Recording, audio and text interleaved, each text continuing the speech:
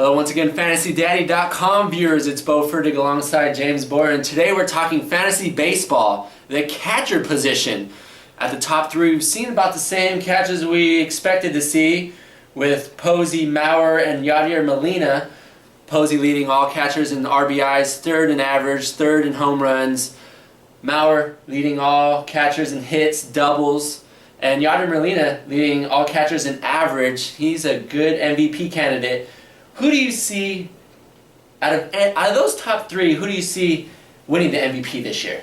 Yeah, I mean, you were right there on the nose, Bo. Yadier Molina. Not only does this guy do it with the bat, but he does it behind the plate. He has the best defense behind the plate. I think he has the highest percentage rate of runners being thrown out going into second base, which just provides that much more for your team. I think he leads the NL in average, like you said.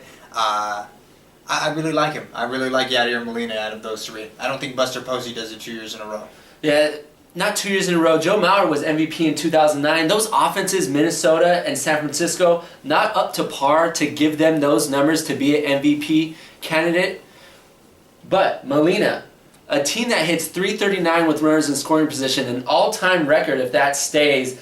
Matt Carpenter, Matt Holliday, Alan Craig, David Freese. I mean, these guys are guys that are batting around Molina to really provide those numbers. Who do you see some catchers in the second half having good improvements, I guess? Which improvements do you see in the second half? Gotcha. Right here, I would say definitely Mike Napoli. Mike Napoli, since the All-Star break has started, since actually the second half has started, he has 3 home runs with 8 RBIs within this short time period. He hits in Fenway where balls are going to go over the fence because it's a little bit shorter on the left-hand side. Mike Napoli, I would say definitely another one would be Matt Wieters. Matt Wieters has picked it up. He's been a guy that's everyone's kind of waiting for his potential to kind of come out, and I think the second half might be the start of that. Both guys playing great offenses in the NL. Give me a guy like Victor Martinez, who's really turned it on of late, really struggled in the first half, trying to get his groove after missing a full season. Also give me Brian McCann as well. They both, Victor Martinez and McCann, hitting the 5 spot. A lot of RBI production. Both guys are hitting for power right now in the second half, so I like those guys moving forward. But there are also some guys on the free agency. Who would you, right now, if you were struggling at catcher, who would you pick up off the free agency? I would probably pick up, if Russel Martin is still available, I would pick up him. He's batting .250 right now, but I definitely see that increasing a little more. And he's probably one of the only catchers with a little power speed option. I mean, he's got 9 home runs on a season with 8 stolen bases. He's one of those guys that's going to provide that for you. Another guy I like, a little bit deeper than that in deeper leagues, I like Devin Mesoraco for the Cincinnati Reds.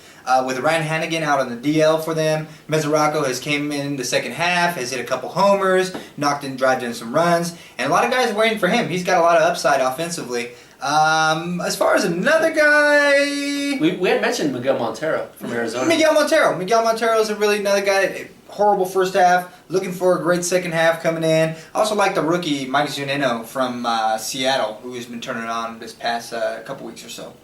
I like Montero. He hits 3rd or 4th in that lineup. Not a great lineup in Arizona, but when you're hitting 3rd or 4th, it really does provide a lot of numbers, both in RBI and runs. And if that average is there, those RBI and run production will be there as well. And he's had 80 ribbies over the past, 2-3 seasons. I don't think he does it again this season, but he'll get close. Because of a struggling first half, I don't think he gets there as well. But he has a much better second half than he does first half, Miguel Montero. We're going to get into some catcher trivia right now. Will we see back-to-back years a catcher receives the MVP award? I would say true. I would say last year you had Buster Posey with a great year in the San Francisco Giants taking the championship there. I think, again, Yadier Molina this year, 3 out of the 6 NL league leading hitters, I should say, are from the St. Louis Cardinals. One of them is Yadier Molina. So I go Yadier Molina, yeah. Yeah, Alan Craig and Matt Carpenter, those other guys, 3 out of the top 6 players with most hits in the NL. I like that. I think there's a very good possibility that they go back-to-back. It's happened twice in history, 53, 54, 55 with Campanella and Yogi Berra, and it happened once in 1934 and 33. So I do see that happening again. Very good possibility. Salvador Perez is ranked 18th right now out of catchers. Do you see him doing better than 18th? I do just a slight bit more than 18th. He's struggled a little bit since the All-Star break has come back. He had that little, I think it was June, where he started hitting the ball a little bit better.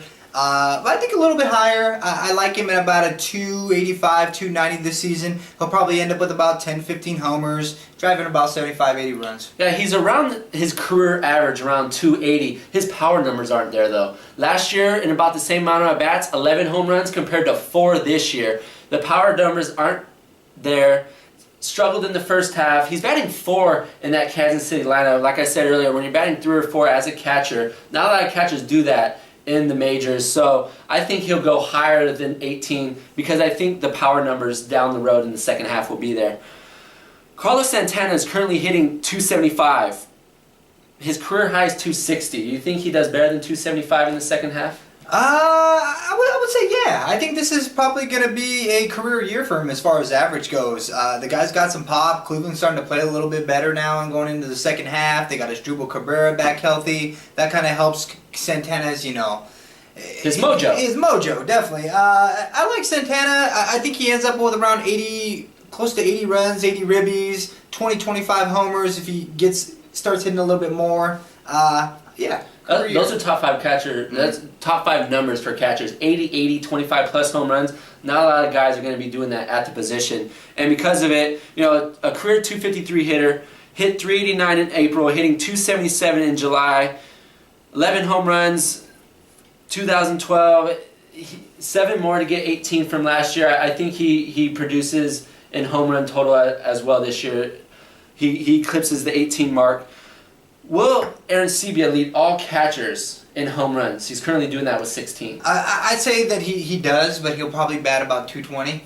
And if you could take the hitting average, I would say it's definitely worth it. Right. He's got guys who are, hitting in that lineup. Jose Bautista, you got Jose Reyes coming back. That run production is going to start to pick up. So I would say Aaron Sebia, he definitely leads all catchers in home runs this season. And I think a close second would be Carlos Santana.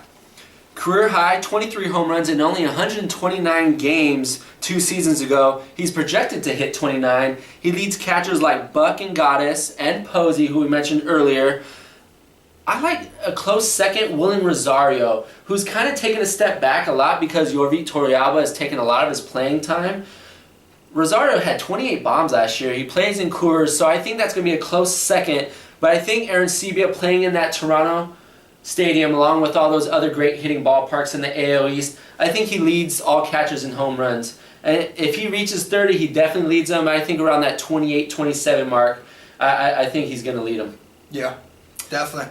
And that'll do it for catchers. Make sure you watch all of our other videos on the other positions, as well as our NFL projections and faces in new places, all that good stuff on FantasyDaddy.com. We'll be back with you in a couple days, maybe tomorrow, maybe the next day. But we'll see you soon on FantasyDaddy.com.